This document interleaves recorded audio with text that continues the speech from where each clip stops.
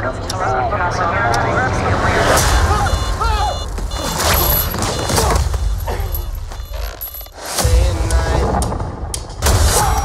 you. Lost the contact lens. Hope you find it. Thanks. Hold the phone. Hold the phone. Now hold the phone. Yeah. Oh my God, you're alive. What's wrong with you, Mark?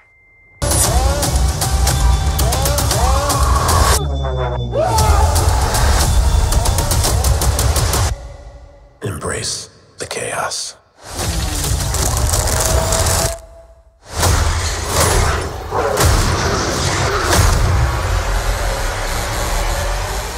What's going on, everyone? The Great Talent here, and today we're going to talk about Moon Knight, the newest Marvel series on Disney+. I just finished watching it. It wrapped a couple of weeks ago, but just getting around to it now. Finally binged it with my girl, just like over just like a weekend, just like knocked out all 6 episodes. We were very intrigued. It was a very intriguing show, captivating show.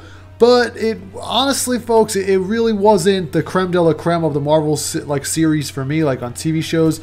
I'm sorry, that still goes to the King of Kings, Daredevil, and then right below that's for me is Hawkeye, and then I would put Moon Knight, if I had to rank Moon Knight in all the Marvel shows from past and present, the Netflix days to the Disney Plus days, so on and so forth, I would probably feel comfortable saying that in the top 3, it's going to be Daredevil, Hawkeye, and I mean, yeah, I would want to give it to Moon Knight. I don't know what's preventing me from giving it to Moon Knight. I kind of want to say Loki and Moon Knight are like neck and neck for me, but because I really just fucking love Tom Hiddleston. But you know, Oscar Isaac brings all guns blazing here with his acting performance. He was a tremendous presence. He was brought a lot of emotion to the role, as did Ethan Hawke as well. With what little material they were given. Because see, the problem with Moon Knight for me is that the writing, it was a little too ambiguous for me. It was dark as fuck, don't get me wrong. There were some moments here where I was like, wow, Disney, you grew a pair of fucking balls and you actually showed some real domestic like violence issues and like dealing with mental illness and schizophrenia, and it's just a whole barrel of craziness.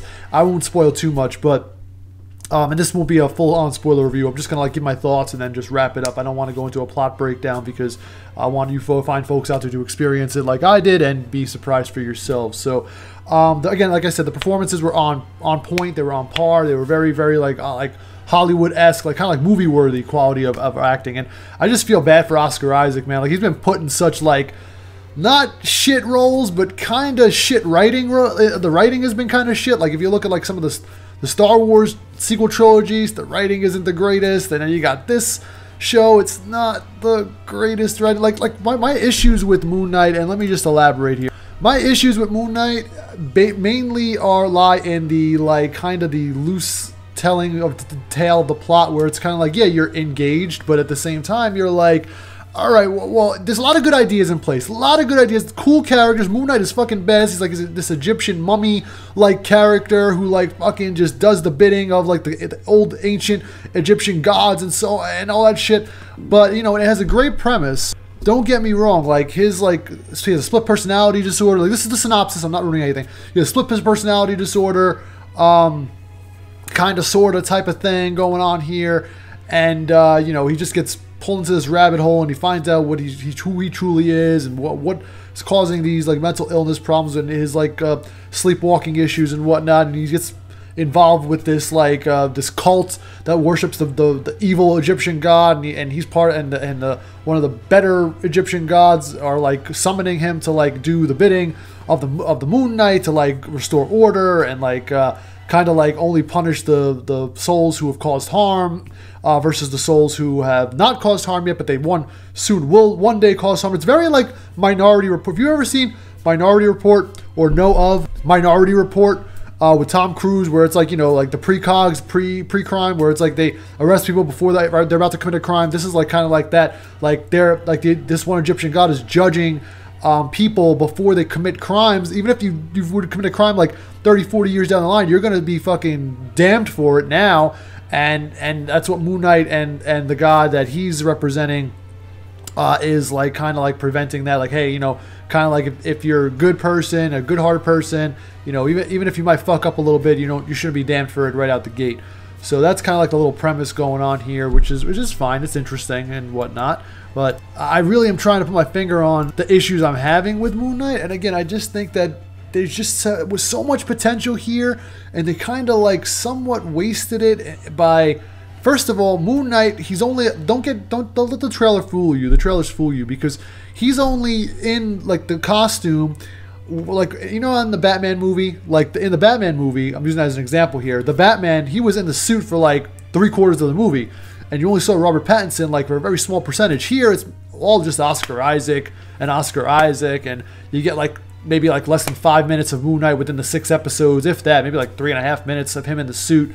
You know, just kicking ass and taking names.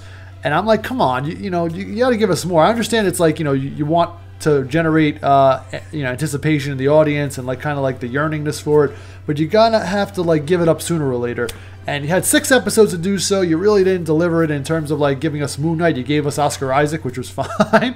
He's a great actor. Don't get me wrong. And then you had his like love interest there. And she was like kind of like his like backbone at times. She had a really badass part where she kicks some ass too, but I kind of felt like that took away a little bit of Moon Knight's shine. Don't get me wrong, I love women kicking ass and fucking taking names, but I felt like this kind of like diluted the Moon Knight's presence. And a lot of the Egyptian lore here, I was expecting to be a little bit more fleshed out, and it kind of wasn't. They kind of just dropped some names of Egyptian deities and gods and underworld and whatnot, and they didn't really go into the lore too much. And I love it when shows pretend I'm a fucking idiot. I'm stupid, and I don't know, because I know a little bit about Egyptian lore. I'm more of a Roman and Greek mythology like buff, but I dabble in Egyptian lore, and I from what I know, it's very fascinating. The process of mummification and worshiping Osiris and Anubis and all these other gods, Horus. I know the names, but it's like show me like more. Like show me more. Like I got like Kanu, I think his name was, and then you got like another god, and it's like, all right, well. They just kind of, was a lot of assumption going on that we, as the audience, knew everything there was to know about Egyptian lore and Egyptian like mythology, but we didn't. I didn't, at least. I mean, I did. I knew some of it, like some like names and stuff like that, and of the gods and deities, but I didn't know like their full background. Like flesh it out. Maybe they'll do it in season 2, because now there's going to be an inevitable season 2 because the show did so well. Of course, there's that inevitable cha-ching cash cow of a second season. They did it with Squid Game. Squid Game on Netflix was only supposed to be 1 season, 1 and done. No. You want to be the #1 watch show? You're gonna get more. They're gonna just fucking throw and shit and puke and barf money on you for you to do whatever the fuck they want. So that's just the truth. So take that as you will. But yeah, no. But overall, though, I had fun with it. I was invested. I was very invested. I wanted to see what was going to happen next. It's a very solid show. Has a good amount of action. A lot of suspense. A lot of head-scratching moments where you're like, "What the fuck is going on?" Which is good. It adds the intrigue. The mystique is there. Again, like I said, the performances were great. The soundtrack, the score was pretty damn good.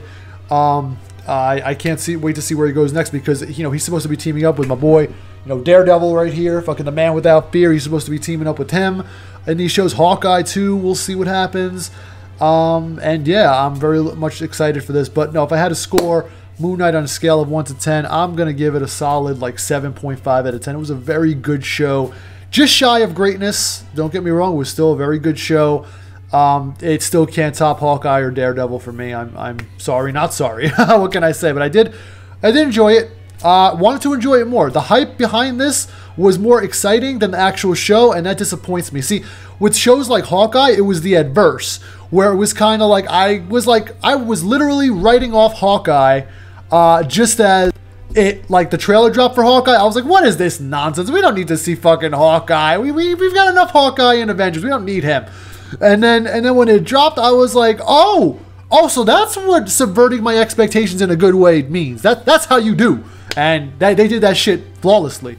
Moon Knight, they kind of like shit the bed a little bit. Not gonna lie, I was expecting, my expectations, I went in expecting a little bit more than what I got. I know I'm not supposed to do that. You're always supposed to go in with low expectations, but, you know, live and learn, and then you get loves, I guess. But anyway, that being said, that's my little review and take of Moon Knight. Let me know what you guys think in the comments below. Don't forget to like and subscribe, and I will catch everybody next time. Thanks, as always, for stopping by.